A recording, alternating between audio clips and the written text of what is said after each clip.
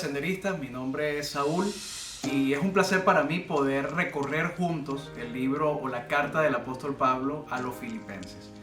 Este libro se llama Filipenses porque se trata de una carta que el apóstol Pablo le envió a la iglesia que estaba ubicada en la ciudad de Filipos. Era una ciudad muy importante del país de Macedonia y era una iglesia que el apóstol había plantado en uno de sus viajes misioneros, específicamente en su segundo viaje. También es conocida como una de las epístolas de la prisión porque en el momento en que el apóstol la escribe se encontraba preso muy presumiblemente en Roma por allí en el año 60, entre 60 y 62 después de Cristo.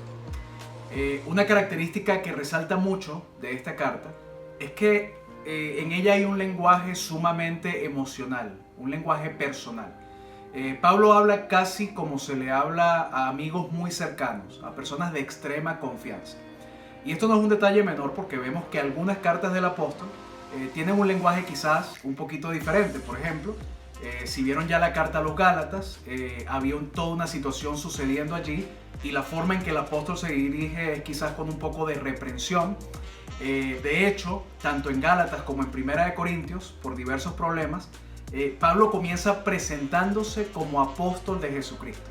Y esto porque en estas iglesias había facciones dentro de la iglesia o cercanas a las iglesias que ponían en duda la autoridad de Pablo. Y Pablo le toca en ese sentido defenderla, no por un tema de vanagloria, no porque él quisiera tener un nombre más excelente que cualquiera, sino simplemente porque de esa autoridad de él como apóstol también dependía la autoridad del mensaje que él estaba comunicando. Entonces, por la integridad del evangelio, le tocaba a él muchas veces defender su título de apóstol. Pero en el caso de la iglesia de Filipos, en la carta a los filipenses, esto no es necesario. La iglesia le ama, la iglesia confía en él y eso se nota mucho en el tipo de lenguaje que el apóstol usa a lo largo de toda la epístola para comunicarse con ellos. Como dije, la iglesia de Filipos fue plantada por el mismo apóstol Pablo en su segundo viaje misionero. En ese viaje le acompañaba Silas y Timoteo y todo esto está registrado en el libro de Hechos, capítulo 16. Y es muy interesante la forma en que Pablo y sus ayudantes llegan a Filipos. Nos cuenta el libro de Hechos, en ese capítulo 16, que ellos salen a la misión y están pensando en ir a Asia, en ir al norte. Pero algo muy interesante dice que el Espíritu Santo se los impidió. Terminan entonces instalándose en una ciudad que se llama Troas. En esta ciudad ellos básicamente se dedican a esperar, a escuchar la voz de Dios para intentar entender entonces a dónde quería Dios que ellos fueran. Y estando en ese lugar, Pablo recibe una visión una noche, una visión de un hombre macedonio que le está diciendo: ven, que necesitamos que vengas acá. Y bueno, obviamente después de esta visión, Pablo obedientemente junto con Silas y Timoteo se dirige a Macedonia y específicamente llega a la ciudad de Filipos, que como dije era una colonia romana y era la ciudad más importante de esta región. Algo que me impacta mucho de esta historia que vemos en el libro de Hechos es que estos hombres estaban en una búsqueda de la voluntad de Dios. Lo que importaba en este caso era poder oír su voz, poder escuchar qué era lo que Dios quería, para luego comenzar a poner en práctica y obedecer ese llamado.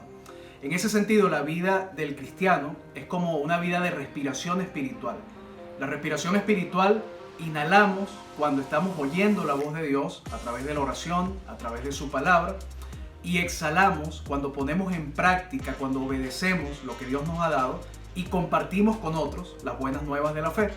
Así que yo quiero invitarte, como ya se ha hecho en libros anteriores, a que en cada capítulo que vamos a ir examinando a lo largo de este recorrido, corto recorrido realmente, por la carta a los filipenses, puedas hacer tus sopas. El sopas, si recuerdan, es del capítulo que leas, selecciona una pequeña porción, 1 a 3 versículos. Luego la O, haz observaciones acerca de lo que estás leyendo allí que llama tu atención. Luego la P, pídele a Dios que te ayude no solamente a entender ese pasaje, sino a comprender mejor de qué manera lo puedes comenzar a obedecer. En ese sentido viene entonces la A de aplicación, donde vas a directamente decir: Dios me ha dicho esto y yo voy en consecuencia a hacer tal cosa. Y por último tienes la S, que es de sembrar. no te quedes con lo que Dios te está dando. Exhala, es decir, comparte con otros lo que Dios te está enseñando a lo largo de estos días de estudio de la epístola de Filipenses. Entonces, ahí muy importante que estemos atentos con nuestros sentidos espirituales para poder recibir de Dios, poder oír su palabra, poder entender su voluntad y entonces poder también obedecer y compartir. Entonces, como dijimos, el apóstol Pablo recibe este llamado en una visión del varón macedonio y ellos deciden ir a Macedonia, llegan a Filipos y quizás hubo algo de sorpresa porque la primera persona que se convierte en Filipos no es un hombre, es una mujer llamada Lidia, que no era de la región y era una mujer que se dedicaba a la venta de telas de púrpura. Pablo y Silas van al río, ellos están allí, varias personas reunidas, orando. Y en esa reunión de oración, Pablo predica el evangelio, ella escucha la palabra de Dios y es profundamente tocada y decide entregar su vida a Cristo. Esta fue la primera convertida y junto con ella se convierte y es bautizada toda su familia. Del mismo modo, hay un pequeño conflicto también en Filipos. Pablo hace que el espíritu de adivinación de una muchacha salga de ella. Pablo lo expulsa, pero resulta que esta muchacha era un negocio para sus dueños, era una esclava. Y cuando ellos vieron que ahora iban a perder la posibilidad de ganar dinero por el don de adivinación que esta muchacha tenía, mandan a arrestar a Pablo.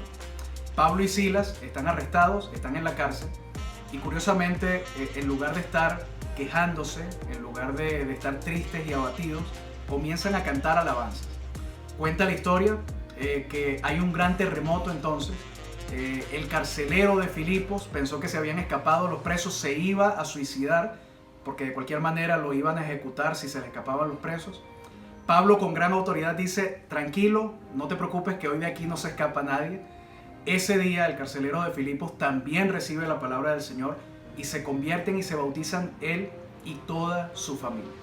Así que esta manera en que nace la iglesia es llena de poder sobrenatural de Dios desde el inicio, desde la guía, hasta las cosas que suceden en la ciudad. Y había una conexión muy especial entre el apóstol y los hermanos de la iglesia de Filipos. Más adelante, tal parece que estos creyentes perdieron de vista a Pablo cuando él cae preso en Jerusalén. Aparentemente por 2 años no supieron mucho más de él y luego se enteran de que él está preso, muy probablemente en Roma. Cuando se enteran de esto, la iglesia decide, en un gesto de amor maravilloso, enviar a Epafrodito con una ofrenda para él y además para confortarle anímica y espiritualmente. Pablo envía de vuelta a Epafrodito a la iglesia de Filipos. Epafrodito había estado enfermo y aparentemente a punto de morir. Pablo lo envía de vuelta y lo envía con esta carta. Así que la carta también es un gesto de agradecimiento. La carta está llena de acciones de gracias para con la iglesia de Filipos. Ahora bien, si tuviéramos que hablar del tema general de la carta, diríamos que la carta se trata de la experiencia cristiana.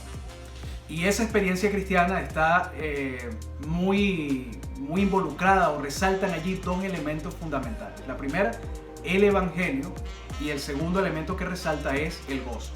Pablo habla constantemente a lo largo de la carta del evangelio. Y evangelio significa, como probablemente ya saben, buena noticia. La buena noticia de que Dios ha querido salvar al mundo por medio de la fe en Cristo Jesús.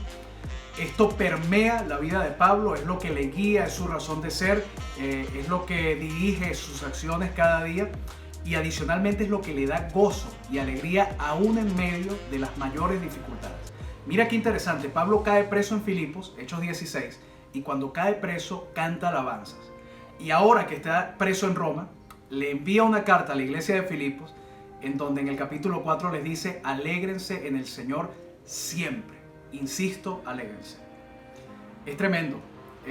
Cualquiera podría animarnos a la alegría estando en una situación provechosa, en una situación beneficiosa. Pablo le dice a la iglesia de Filipos, y te dice a ti hoy también: alégrate en el Señor en todo momento. Y es que la alegría del creyente no viene de las circunstancias. La verdad, muchas veces las circunstancias, lejos de ayudar, muy al contrario, nos causan todo tipo de angustia y preocupaciones. El gozo del creyente viene del Señor. Y en ese sentido, la epístola de Filipenses habla de la experiencia del cristiano moldeada por 2 elementos. El evangelio, que es poder de Dios para salvación, y el gozo con el que el cristiano vive gracias a ese mensaje del Evangelio. Así que te invito a que los próximos días me sigas acompañando para este recorrido. Vamos a estar viendo un capítulo diario, son solo 4 capítulos de la epístola, y a través de ella vamos a seguir haciendo nuestras sopas, seleccionando pasajes, haciendo observaciones, pidiéndole a Dios guía y dirección, aplicando lo que tenemos que obedecer allí y sembrando, compartiendo con otros lo que Dios te da. Respiremos espiritualmente, escuchemos la voz de Dios y luego exhalemos obedeciendo y compartiendo con otros. Un abrazo, Dios te bendiga. Hola senderistas, si te ha gustado nuestro video te invitamos a que te suscribas, le des a la campanita para activar las notificaciones, le des like y lo compartas con más personas para que también sean edificadas. Y no olvides seguirnos en nuestras redes sociales. Dios te bendiga.